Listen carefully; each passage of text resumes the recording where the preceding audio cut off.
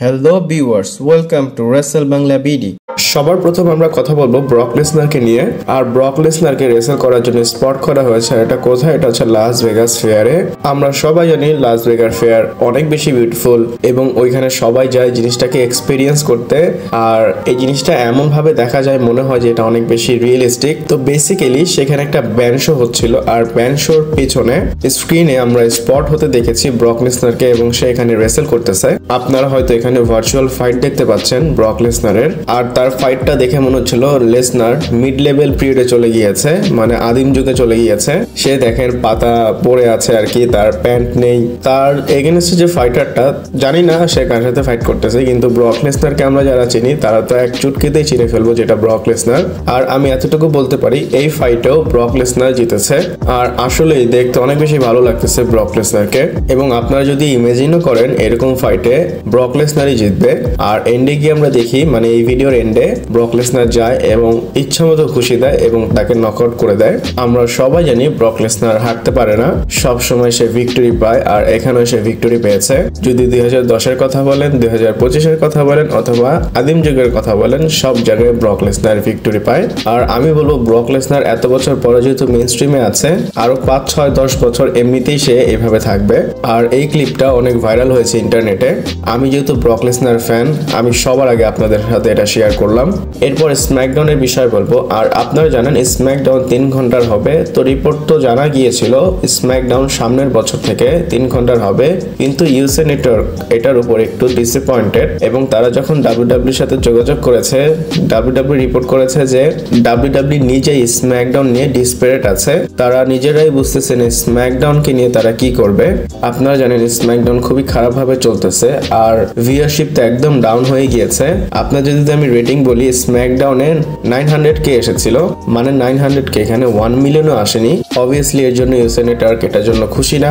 এর জন্য তারা 3 ঘন্টা করার কথা বলেছে ডাব্লিউডাব্লিউর সাথে। এছাড়াও ইএসপিএন এর বিষয়ে বলবো, ইএসপিএনও ডাব্লিউডাব্লিউর এই বুকিং নিয়ে বা শো নিয়ে খুশি না। আর এই আপডেটটা ডেভ মেডিসর করেছে। তারা বলতেছে ইএসপিএন হ্যাপি না ডাব্লিউডাব্লিউ কে নিয়ে। আর আমি বলবো তারা যে আনহ্যাপি এটা তাদের প্রাপ্য, কারণ তারা কোটি কোটি টাকা দিচ্ছে ডাব্লিউডাব্লিউ কে, কিন্তু ডাব্লিউডাব্লিউ তাদেরকে ক্রাউন জুয়েল দিল এবং সার্ভাইভাল সিরিজ দিল। আর রেসেল পলুজা তো একদম বাজে একটা ইভেন্ট ছিল। এবং মজার বিষয় হচ্ছে ইএসপিএন সার্ভাইভাল সিরিজকে রেটিংই করেনি এবং নেটফ্লিক্স, ইএসপিএন এরা খুবই টাকা ইনভেস্ট করেছে ডাব্লিউডাব্লিউ কে বিশ্বাস করে এবং তারা লিস্ট করতেছে। লিস্টের লাস্টে রেখেছে ডাব্লিউডাব্লিউ কে এবং তারা মনে করে ডাব্লিউডাব্লিউ ইউজলেস। আমার মনে হয় সামনে গিয়ে যে ডিলটা ক্যান্সেল হবে, আবার ডাব্লিউডাব্লিউ ফক্স নেটওয়ার্ক এবং ইউএসএ নেটওয়ার্কে চলে আসবে। আমি বলবো ট্রিপল এইচ ডাব্লিউডাব্লিউ কে আসলে ধ্বংস করে দিচ্ছে। আপনারা কি মনে করেন আমাকে কমেন্ট করে জানাতে পারেন। এরপর কথা বলবো ক্রিস জেরিকোর বিষয়। আর ক্রিস জেরিকো তার রিটার্নটাকে টিজ করেছে টিকটকের উপর। ক্রিস জেরিকো তার টিকটকের উপর এই ট্রনটাকে পোস্ট করে। আর আপনারা জানেন তার একটা ট্রন আছে Y2J, তারপর একটা কাউন্ট করা হয়। তো সেই জিনিসটা সে টিকটকে পোস্ট করেছে। এর মানে সে হয়তো ডাব্লিউডাব্লিউ তে রিটার্ন করবে। এছাড়াও সে একটা ইন্টারভিউতে বলেছিল যে আমি সামনের বছর রেসেলের জন্য রিটার্ন করব। সে এটা বলেনি সে কোন কোম্পানিতে আসবে। সে না বলেও কিন্তু অনেকভাবে টিজ করতেছে সে ডাব্লিউডাব্লিউ তে আসবে। আর সে যদি আসে আপনারা জন সিনার মতো তার একটা ফাইনাল রান দেখতে পারবেন ডাব্লিউডাব্লিউ তে। এরপর নেটফ্লিক্সের কথা বলতেছি। আর চান্স আছে তারা তাদের প্রাইস উপরে করবে। আমি কথা বলতেছি সাবস্ক্রিপশন প্রাইসের বিষয়। আপনারা জানেন 149 অথবা 199, তারপর 499, 649 এরকম ভাবে তারা প্যাক বিক্রি করতেছে। তো আপনারা যারা ডাব্লিউডাব্লিউ দেখার জন্য নেটফ্লিক্স থেকে সাবস্ক্রিপশন কিনেন, আপনারা জেনে নেন এই প্রাইসটা বাড়তে পারে। এবং অনেকের কাছে এটার মেইল এসেছে, তারা বলতেছে যে ডাব্লিউবি, মানে আমি আপনাদের বলেছিলাম ওয়ার্নার ব্রাদারকে তারা অ্যাকোয়ার করেছে, সেটা নিয়ে তারা মেসেজ করেছে ইমেলে এবং তারা অনেক প্যাক চেঞ্জ করবে সেটাও বলে দিয়েছে। এমন না যে এই কয়েকদিনের মধ্যে করবে, তারা সামনের বছরের 9 মাস যখন চলবে রানিং ওই সময় করবে। আমি তো 300 টাকারটা ইউজ করি, এখানে অনেক প্যাক আছে যেগুলো চেঞ্জ হবে। আপনারা যদি শুধু ডাব্লিউডাব্লিউর জন্য দেখতে চান সেটা আলাদা টাকা লাগবে, আর যদি প্যাক কিনতে চান তাহলে একটু বেশি টাকা লাগবে। এরপর বলবো, আপনারা জানেন WWE নেক্সট পিএলই রয়্যাল রাম্বল এটা 2026-এ হবে। তো রিপোর্ট জানা গিয়েছে ক্রিসমাসের পর WWE তাদের মেজর পিএলই নিয়ে ডিসকাস করবে। আপডেট এসেছে WWE ক্রিসমাসের পর তাদের একটা মিটিং বসাবে, আর এই মিটিং এ তারা ফিগার আউট করবে রয়্যাল রাম্বলে তারা কি সারপ্রাইজ দিবে, কাকে উইনার করবে। আপনারা জানেন রয়্যাল রাম্বলে খুব মেজর রিটার্ন করানো হয় এবং WWE খুবই সারপ্রাইজলি সেগুলো আমাদের দেখায়। তো এই রয়্যাল রাম্বল রিলেটেড যত কাজ সেটা তারা ক্রিসমাসের পরে শুরু করবে। আর এমনিতেও WWE অলরেডি শো টেপ করবে এই কয়েকদিন ক্রিসমাসের জন্য। WWE যত এমপ্লয়ি যত রেসলার আছে সবাইকে ছুটি দিবে। আর আপনারা জানেন রয়্যাল রাম্বলের লাস্ট মোমেন্টে অনেক কিছু চেঞ্জ হয়, উইনার লুজার রিটার্ন অনেক কিছুই।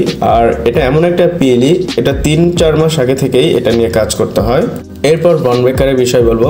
আর ব্রন বেকারকে WWE তাদের নেক্সট বিগেস্ট স্টার মনে করে, বিগেস্ট না বললেও তাকে তারা টপ হিসাবে কনসিডার করে। এটা কেন আপনারা জানেন, ফিউচারে তার রোমিনের সাথে ম্যাচ প্ল্যান হয়ে গিয়েছে এবং এখনো তাকে রেসলম্যানিয়ার মেইন ইভেন্ট বলা হয়। এবং আমরা দেখতেছি WWE তাকে খুব ভালোভাবে বুকিং করতেছে এবং আমরা দেখেছি WWE তাকে দিয়ে বিট্রে করিয়েছে স্যাচ রলিন্সের। তো আপডেট এসেছে 2026-এ ব্রন বেকারের পিছনে WWE রকেট লাগাবে এবং তাকে রকেট পুশ দিবে। আর এই সেম কথাটা কিন্তু আমরা আনরিলে দেখেছি, ট্রিপল এইচ জেউসকে বলেছিল, বাট জেউস সাকসেসফুল হয়নি।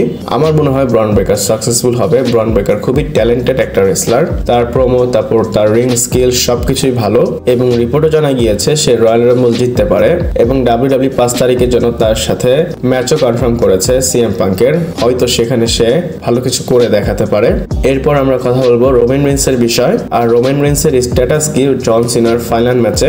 এইখানে রোমান রিন্সের স্ট্যাটাস একদম ক্লিন। আপনারা জন সিনার ফাইনাল ম্যাচে রোমান রিন্সকে দেখতে পারবেন, মানে ইন্টারফিয়ার করবে না।